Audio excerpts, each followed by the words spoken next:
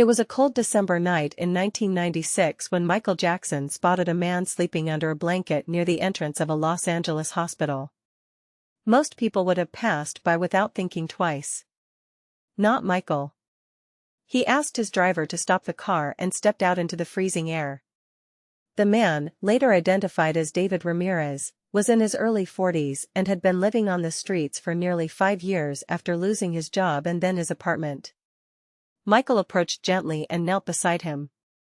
"Hey, are you okay?" he asked softly. David stirred and opened his eyes. At first, he thought he was dreaming. Am I hallucinating?" he mumbled. "No," Michael laughed. "I'm real. Can I help you?"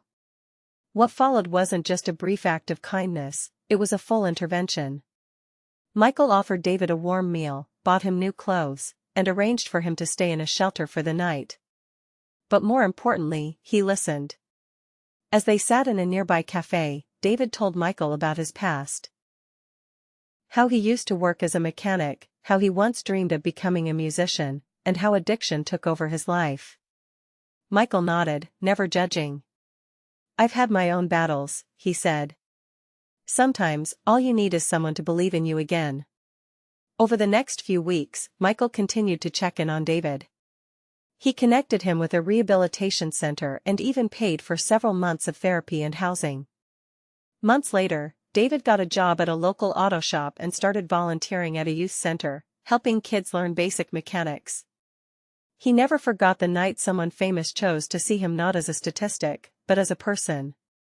Years after the encounter, David told a reporter, "I was invisible to the world. But Michael Jackson saw me. And that changed everything." Though this moment never made headlines or appeared on tabloid covers, it perfectly captured who Michael truly was. Not just a global superstar, but a deeply compassionate soul who believed in lifting others, even when no cameras were rolling.